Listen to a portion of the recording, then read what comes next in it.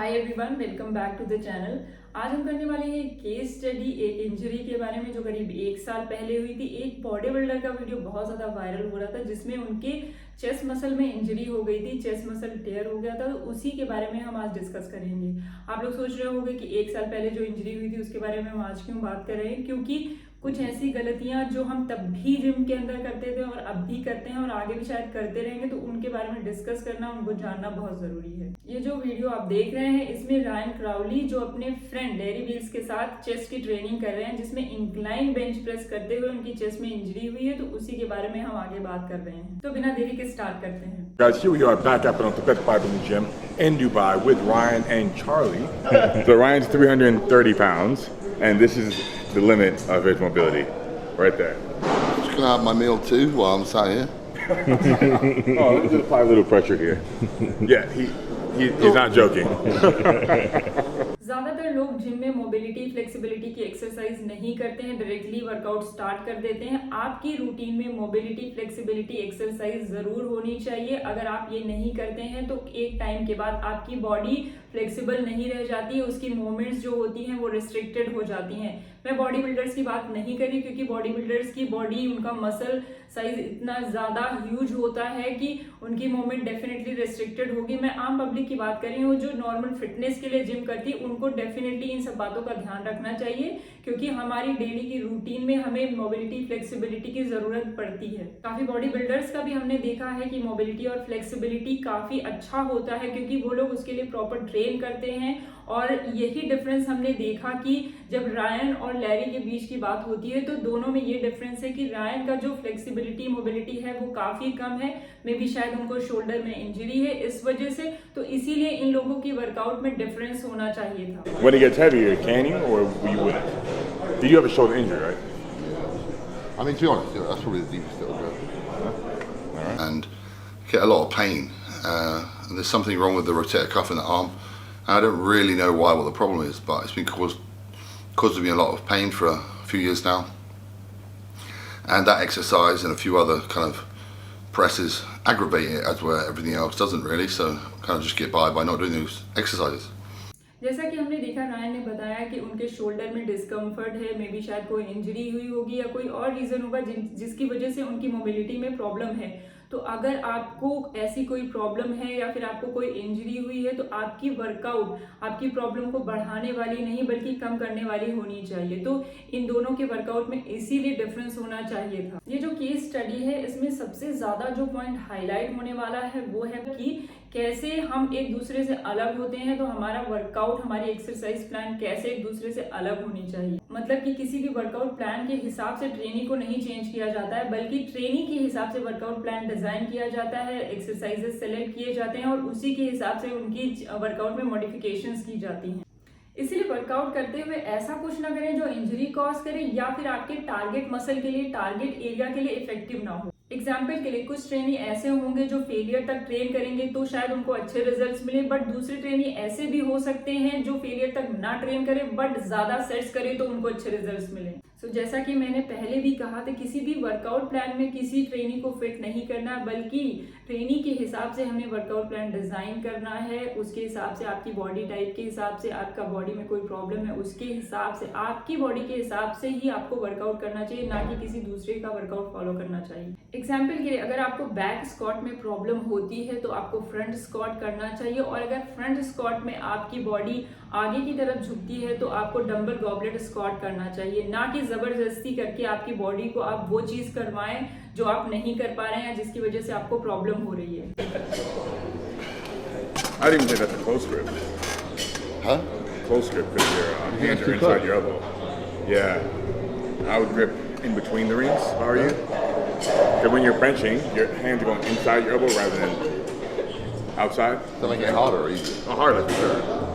Oh, yeah. Maybe we'll get 5 plates then. Man, that's तो next point ये है कि टेक्निक, बायोमैकेनिक्स या फिर फॉर्म एक्सरसाइज का, जब भी आप कोई वर्कआउट करते हैं तो आपको किसी भी एक्सरसाइज का प्रॉपर फॉर्म आना चाहिए, तभी आप उस पर ज्यादा लोड लीजिए। और ये इन दोनों के बीच के सबसे बड़े डिफरेंस को बताता है कि रायन एक बॉडी बिल्डर हैं और जबकि लैरी विल्स एक पावर लिफ्टर हैं। जब आप पावर लिफ्टिंग के लिए ट्रेन कर रहे होते हैं उस वक्त आपको जो आपकी हैंड की ग्रिप है, हैंड पोजीशन है, वो थोड़ा वाइड रखना होता है ताकि आपका रेंज ऑफ मोशन जो है वो रिस्ट्रिक्टेड है और आप ज्यादा से ज्यादा वेट लिफ्ट कर पाओ। और जब आप बहुत हेवी लिफ्ट कर रहे होते हैं तो आपको लेग ड्राइव का यूज करना होता है, फोर्स लगाकर, ताकि आप मैक्सिमम वेट लिफ्ट कर पाओ। ये सारी टेक्निक शायद रायन को नहीं पता है क्योंकि वो हमेशा से बॉडी बिल्डिंग के लिए ट्रेन करते रहे, तो उन्होंने क्लोज ग्रिप में ट्रेन किया और शायद उसी ग्रिप में वो बहुत ज्यादा स्ट्रांग फील करते हैं, उसी ग्रिप में वो कंफर्टेबल हैं। ये हम तब नोटिस कर सकते हैं जब रायन लास्ट के रेप में स्ट्रगल कर रहे थे वेट लिफ्ट करने के लिए।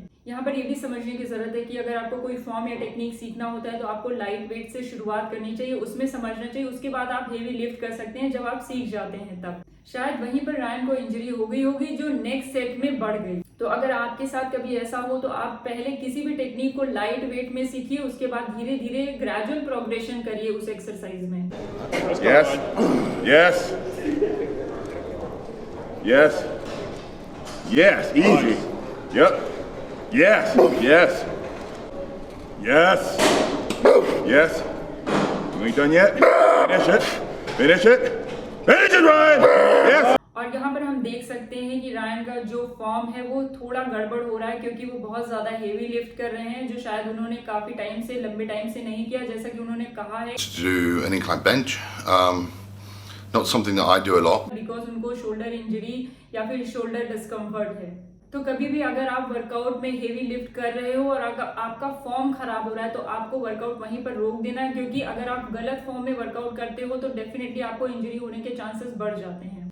और जो नेक्स्ट मेरा पॉइंट है वो है रायन ने शायद फेलियर तक ट्रेन किया। यहाँ पर मैं ये कहना चाहती हूँ जब आप बहुत हेवी लिफ्ट कर रहे होते हैं उस वक्त आपको फेलियर तक जाने की जरूरत नहीं होती है। आप 1-2 रेप्स को रिजर्व करके रख सकते हो ताकि अगले सेट में आप अच्छा परफॉर्म कर पाओ। और अगर आप फेलियर तक जाने की कोशिश करते हो तो मैक्सिमम इंजरीज वहीं पर आपको होती हैं जब आप लास्ट के रेप में बहुत ज्यादा फोर्स लगा के, बहुत ज्यादा हेवी लिफ्ट करके, फॉर्म खराब करके लिफ्ट करने की कोशिश करते हो। मैंने ऐसे बहुत सारे इंसिडेंट विटनेस किए हैं जब लोग बहुत हेवी लिफ्ट कर रहे थे और वो लास्ट तक, फेलियर तक जाने की कोशिश कर रहे थे और उनके लास्ट रेप में इंजरी हुई। और नेक्स्ट मेरा पॉइंट है कि कभी भी ईगो लिफ्टिंग ना करें। अगर आप किसी को दिखाने के लिए या फिर किसी को देखकर कि हाँ वो इतना लिफ्ट कर रहा है तो आप उससे ज्यादा लिफ्ट करोगे, या फिर अगर वो इतना लिफ्ट कर रहा है तो उतना ही आप भी लिफ्ट करोगे, अगर आप ऐसा करते हो तो डेफिनेटली इंजरी होती है। ये मैं इसलिए बता रही हूँ क्योंकि ये मैं खुद कर चुकी हूँ, मेरे साथ भी ये चीज हो चुकी है कि मेरे फ्रेंड ने मुझको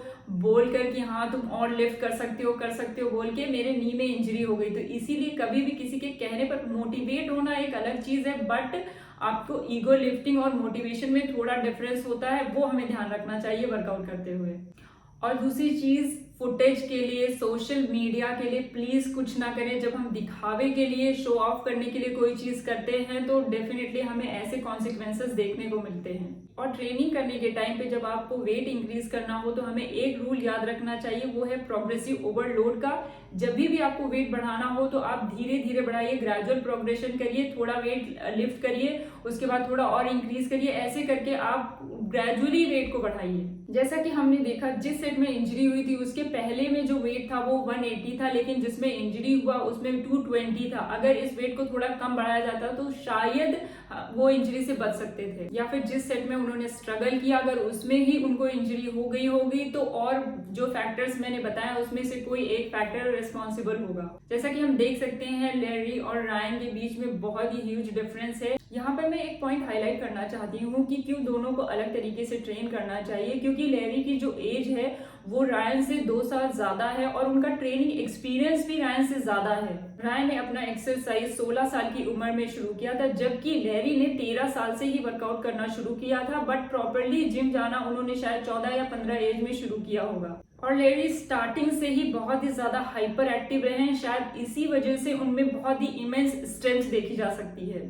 सो ट्रेनिंग एक्सपीरियंस ज्यादा होने की वजह से लैरी का जो स्ट्रेंथ है वो रायन से काफी ज्यादा है। लैरी की जो स्ट्रेंथ है वो बहुत ही इमेंस है, बहुत ही ह्यूज उनकी बॉडी है, वो बहुत लंबे टाइम से पावर लिफ्टिंग के लिए ट्रेन कर रहे थे, तो डेफिनेटली उन दोनों के वर्कआउट में डिफरेंस होना चाहिए था। तो शायद इसी वजह से ये इंजरी हुई। अगर आप जिम में ट्रेन कर रहे हैं तो आप इन सब बातों का ध्यान रखेंगे तो डेफिनेटली आप इंजरी से बचे रहेंगे। और लास्ट में मैं यही बात कहूंगी कि ईगो लिफ्टिंग नहीं करनी है, फॉर्म एंड टेक्निक का ध्यान रखना है और प्रोग्रेसिव ओवरलोड करना है। अगर आपको की बॉडी में कोई इंजरी है तो आपको उसके हिसाब से ट्रेन करना, और बहुत सारे ऐसे फैक्टर्स जो अफेक्ट करते हैं इस चीज को कि आपको इंजरी होगी या नहीं, इस बात को, तो इसीलिए इन सब चीजों का ध्यान रखें। और लास्ट में मैं यही कहूंगी कि आपकी जो बॉडी है उसको आप जानते हैं, उसकी लिमिट कितनी है, उसको कितना पुश करना है वो आप जानते हैं, इसीलिए आपकी बॉडी में इंजरी होती है नहीं होती है, वो कैसे रहती है, उसके आप ही रेस्पॉन्सिबल हो, तो उसका ध्यान रखें।